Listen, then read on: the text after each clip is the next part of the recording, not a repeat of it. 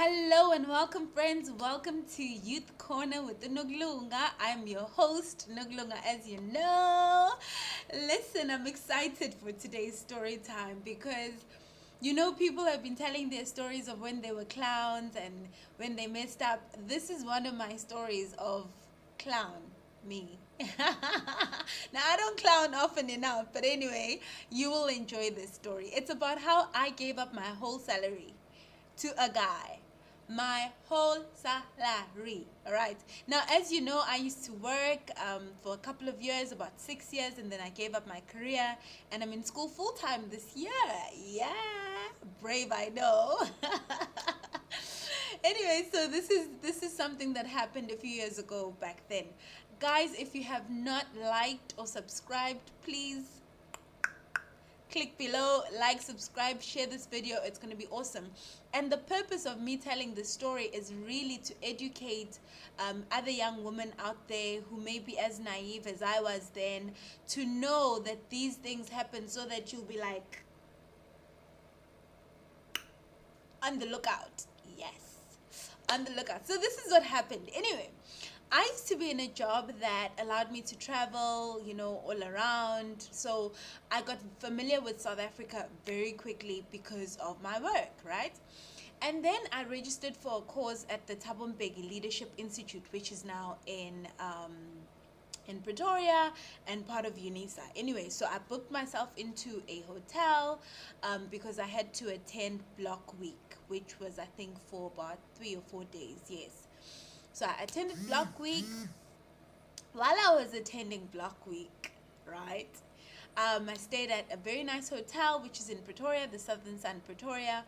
Now, I'm a person who usually travels alone, and I'm quite comfortable traveling alone. I enjoy it, to be honest. So I would maybe go and chill at the bar and chat to, the bartender or the waitress, and just have a good time. So anyway, I arrived, first night that I arrived at the hotel, I'm chilling at the bar, I'm having a meal, and I'm chatting to the bartender. She was an awesome lady. Big ups to her. Then a guy rocks up, right? So this is a guy that I think is also, staying at the hotel, right? He also orders food, and he seemed like a regular. So they were like chatting with the bartender, and she was like, "Oh, you back again?" He's like, "Yeah, no, I need a drink, I've had a long day, etc., etc." Anyway, so eventually we start talking, the three of us. It's me, it's the bartender, and it's him. I don't know what to call him. We're going to call him Cooper because he had a red Mini Cooper. So we're going to call him Cooper because, yeah, it upsets me. I don't want to think about his name. I'm still mad. Yeah, but anyway, the three of us are chatting. It's nice. So eventually I leave, and I'm like, okay, cool, chill. I leave. I go to my room. I wake up the next morning. I go to school. I come back. I go back to the bar again, right? And I'm chilling there. Oh no, I think I saw him at breakfast the following morning, right? So him, hey. Later that day, I come back from school, I'm ordering food, I'm chilling at the bar again. Guy rocks up. So I'm like, okay, so you live here. Okay, I'm also staying here, so we connect, I mean, those of you who know, when you travel, like, you sometimes long for just some adult conversation, so anyway, I keep seeing him around, so clearly he must be a decent fellow if he can afford to stay there. Little did I know that he wasn't even like affording to stay there. Someone else was paying for him to be there. And guess what? It was a woman. Yes, it was a woman, but not me, just some other woman, okay? He was using some other woman's points. But anyway, I didn't know this at first. I thought, the guy's there. Anyway, this guy tells me, no, he is from, he said he was born in Congo, but raised, I think, in Malawi or something like that. And he works in the government, the Congolese government, and he's into politics and stuff like that. So anyway, we start talking about politics, and the conversation is interesting. Then he says to me, "Where are you from?" I'm like, "Actually, I'm from Cape Town. Originally from KZN, but I live in Cape Town." He's like, "Listen, I'm coming to Cape Town next week." I'm like, no freaking way. He's like, yes. I'm like, okay, it's all good. We can just connect when you're in Cape Town then. He's like, yes, for sure. Anyway, so we exchange numbers. And guys, you know, if you meet someone in a decent hotel, the Hilton, the Southern Sun, or whatever, you get a sense that that's a decent person. You know, you're not thinking, skebengu, you know. For those who don't know, skebengu means a rogue, basically a thief. So anyway, fine. He rocks up in Cape Town. Now I'm done with my program with Block Week, so now I'm back in Cape Town. He calls me. He's like, listen, I'm in town. I'm at the Southern Sun Hotel, Sun Hotel in, I think it's Adderley Street. It's near Adderley Street. I'm like, oh, it's in Strand Street, actually. It's Corner, Strand, and Adderley. So I'm like, oh my God, I know that hotel very well because I knew like all the Southern Sun hotels, you know, because I got to travel quite a bit. And I support the chain, I'm a member. So I knew exactly where he was. And I was like, yeah, sure, let's do lunch on Saturday. He's like, yeah, sure. So fine, we do lunch in Kloof Street in town. We have lunch, he pays for lunch. I'm like, okay, decent. We enjoy. We went to some Indian restaurant. Things are nice. This guy is nice. So in my head, I'm thinking, listen, this guy's story checks out because he said he would be in Cape Town, and here he is in Cape Town. And I remember I met him in Pretoria. So, and he's still staying in the same hotel chain. So he's a decent guy. Guys, keep your eyes open is all I'm going to say. Keep your eyes open. Do not think just because a guy is bowling, he's affording that moe, that he can afford it. He might be paying with somebody else's credit card. And this is something I didn't know. Mind you, I'm not even looking for a partner. I'm not even looking for nothing. I'm just thinking, this is a nice person and he's a solo traveler. I'm a solo traveler, so let's just hang out. Anyway, we enjoy lunch. We eat lunch. Things are great. Then we eventually walk down to his hotel. It's like, no, let's go have drinks, some more drinks at the bar at my hotel. I'm like, yeah, sure. I mean, it's still daylight and we're done eating here. And chances are, if we have drinks at the hotel, he's going to pay for it on his bill, right? So it's fine. Let's go. Anyway, we go. We get to the hotel. It's like, no, let me quickly go upstairs and get some money and then we can continue drinking. Just order so long and come back. I'm like, okay, it's cool. He's going to come back and find me at the bar. Guys, the guy comes back to me. I'm chilling there, enjoying my Soko and lime. This is water, but anyway, I was enjoying Soko and lime. He comes there. He's like, I'm like, what happened? Like, he looks in pain. He's like, he shows me his wallet. He's like, it's gone. It's gone. It's gone. I'm like, what is gone? He's like, my money. I had $2,000 or something like that, US dollars. $2,000 in here. And I had people in my room last night, some guys, they stole from me.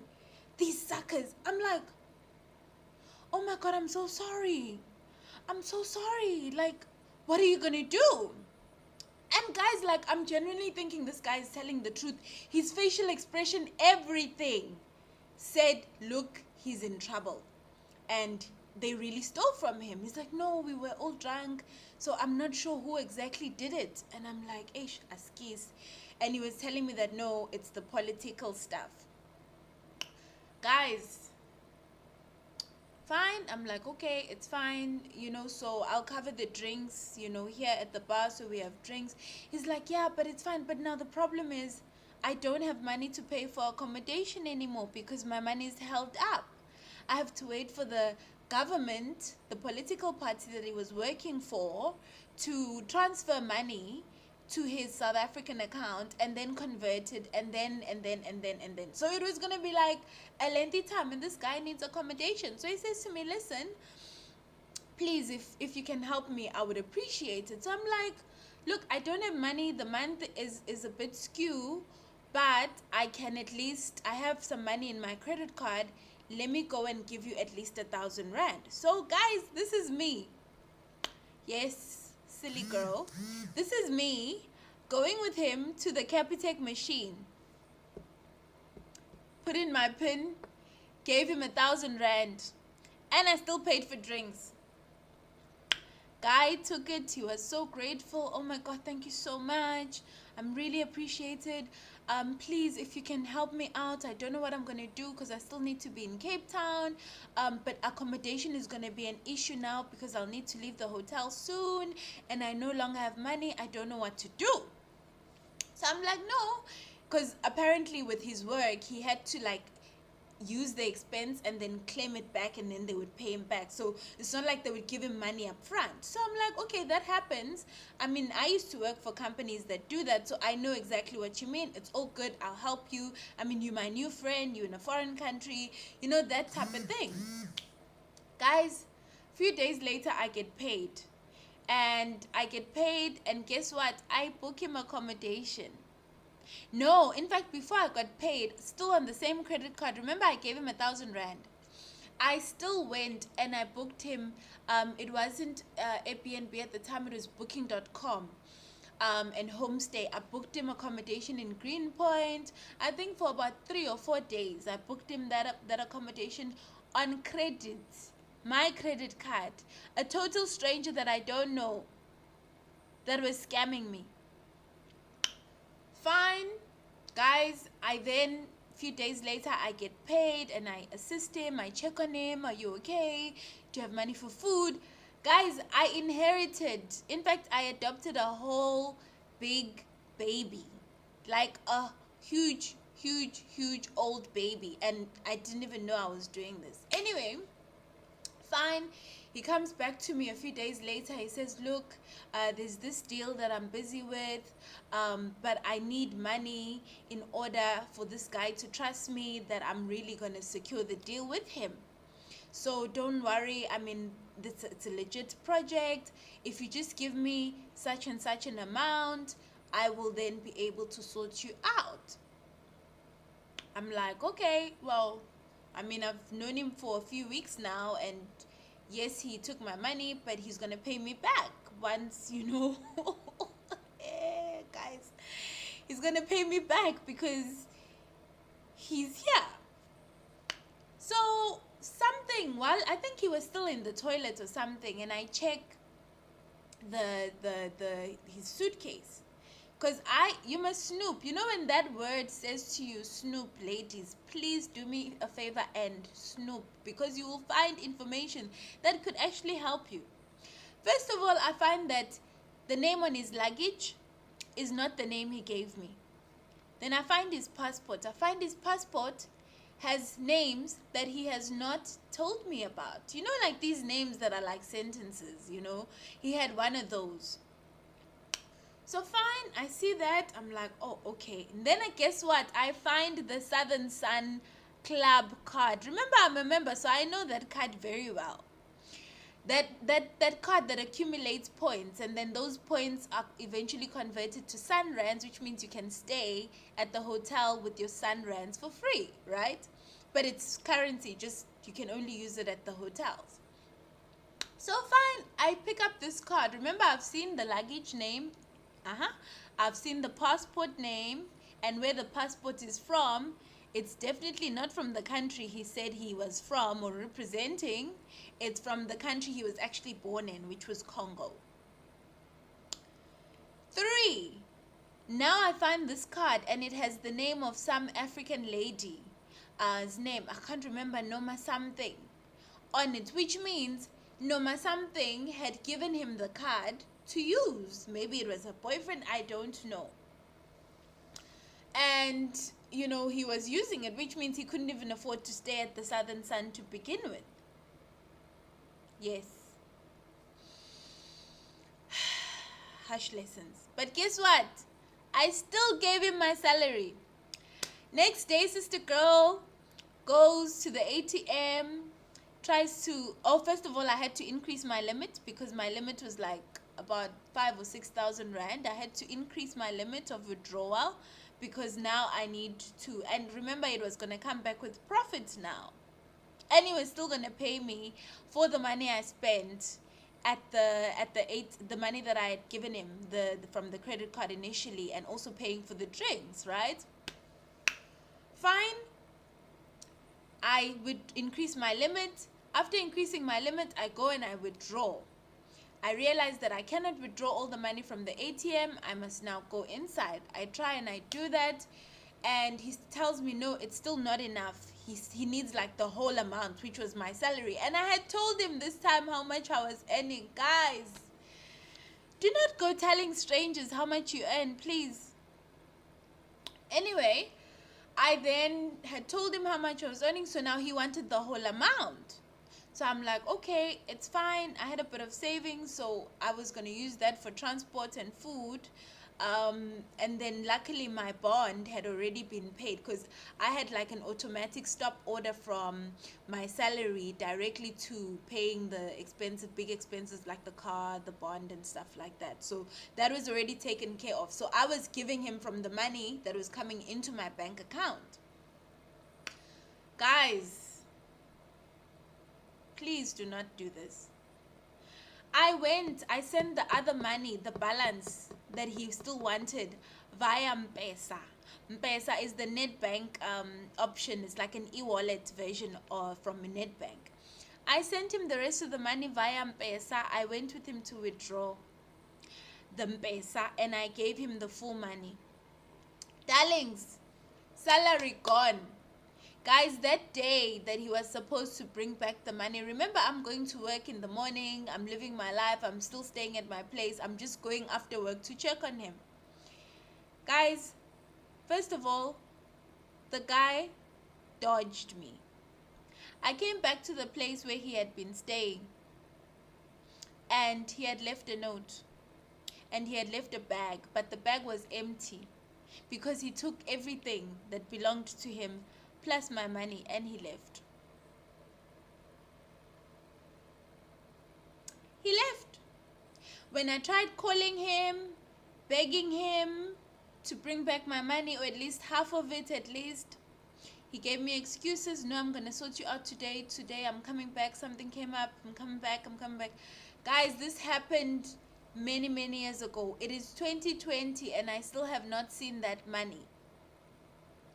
And I've still not seen that person ever. There was a time when he tried to text me on WhatsApp, and I saw he had a profile picture of a baby, a newborn baby. This is maybe after a year or two after he took my money. And I realized that no, brother man was collecting for his family.